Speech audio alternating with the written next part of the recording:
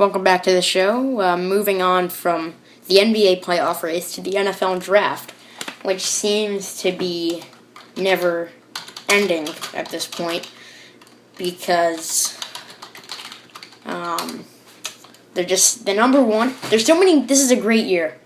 I mean, both teams, both leagues, the NBA and the NFL, got very, very lucky with their draft class this year. The NBA's is deep. We'll discuss that on the next segment. But right now, let's focus on the NFL for a second.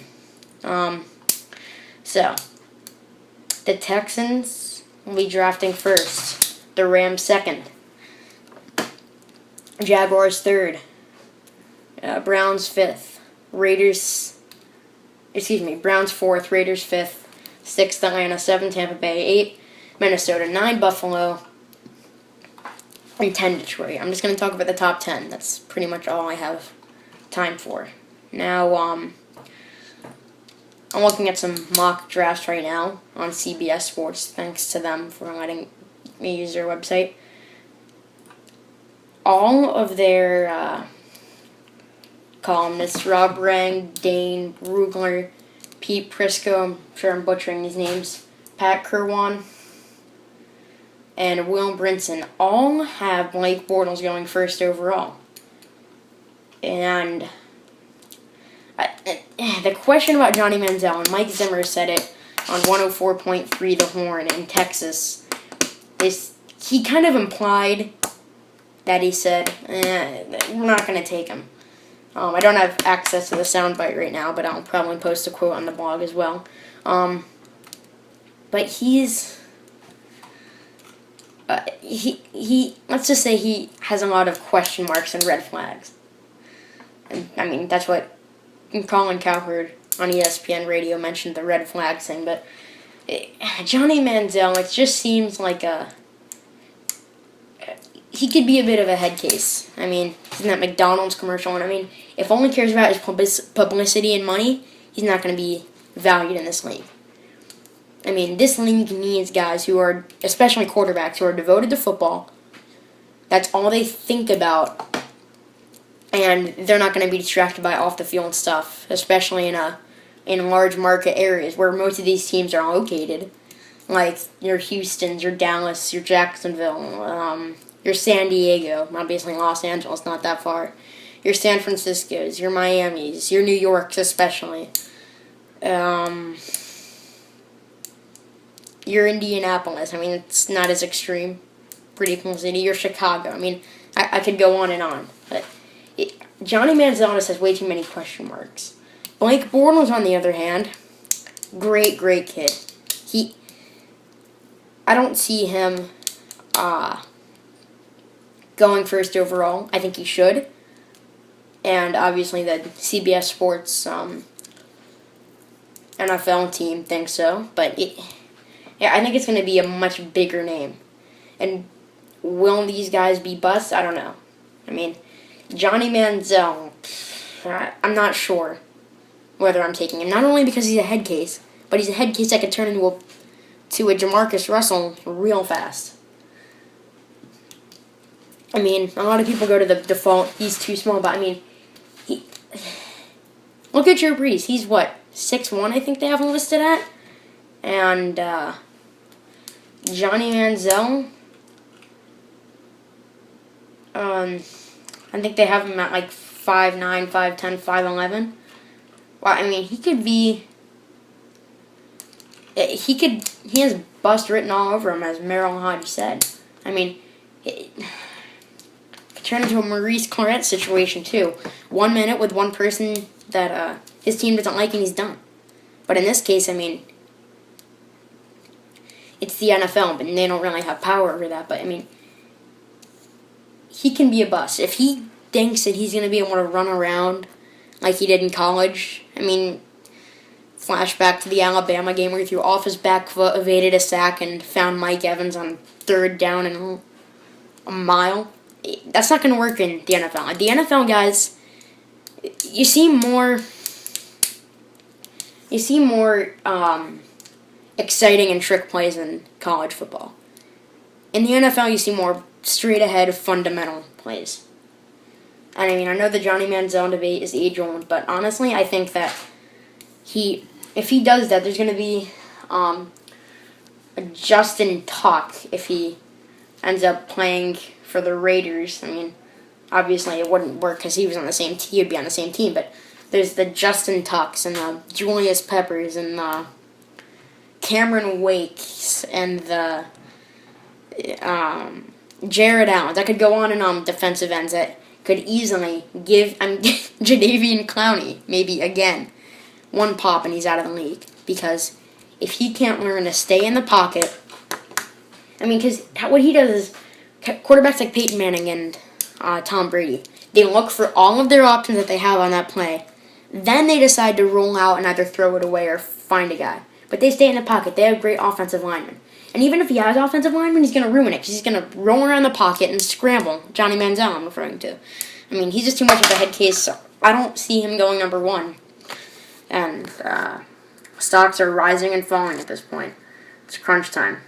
Moving on from one team's draft, or one league's draft to another, NFL to NBA. This one, much tighter and much more unpredictable than the NFL we were just talking about, in case you missed it.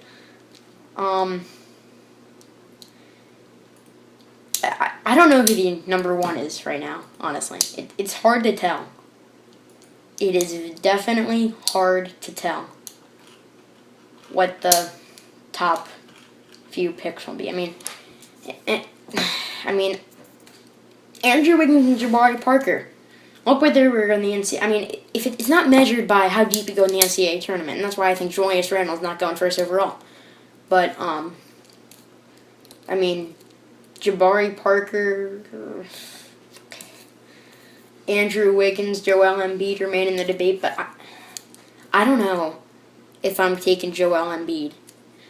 I mean, he's a great international player, but it's too risky. And if his back doesn't fully heal, he'll end up like a Greg Oden. I mean, very similar to Greg Oden's style of playing, like a 7-foot guy, comes into the league, bounces on and off injuries, and bang, one injury to his back and he's done. Like Tiger Woods just had back surgery today, but we'll discuss that later in the week. Joel Embiid is the oldest guy, along with Marcus Smart and Montrezl Harrell, in this top 15 that Chad Ford hasn't listed on ESPN.com, NBA Draft Tracker. I mean, one name I'm not seeing is Patrick Young, and most of the people know who he is, but the reason is there's not a need for a physical center anymore unless you're playing in the Central. I mean, the Bulls could use one, Pacers could use one, maybe even the Rockets, Timberwolves, Celtics, but there's not that many teams that want to bang around center. A center who can bang with the big guys. I mean, look at Anthony Bennett. Yeah, I'm sure half my listeners don't know who that is. Yeah, he was kind of the number one draft pick last year, and he's averaging like 5, 6, 7, 8 points a game. Yeah, not exactly what I want in a power forward, because all I can do is shoot threes and get fouled inside and brick free throws. But ultimately, I think it's going to be a 5-man race. I say Julius Randle, Jabari Parker, Andrew Wiggins,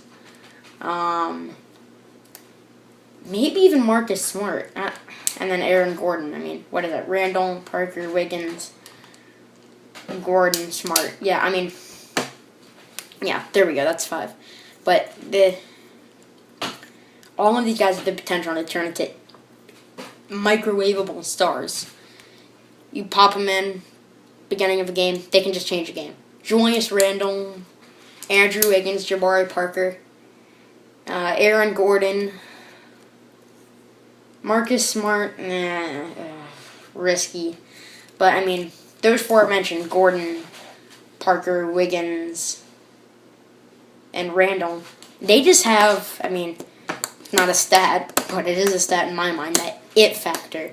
Whenever they step on the court, they are aware, and they know they can just call for the ball and take over the game and take their team to new heights. I mean, Julius Randle has led his team in the final and into the Final Four. I mean, he's just done an outstanding job. And then you look at Jabari Parker. It was amazing what Mercer was able to do to him. Does that affect his draft stock? No. Want to know why? In the NBA, you can't have all 5 guys be aware of one player, especially because the NBA is a mix of, is mostly man-to-man defenses.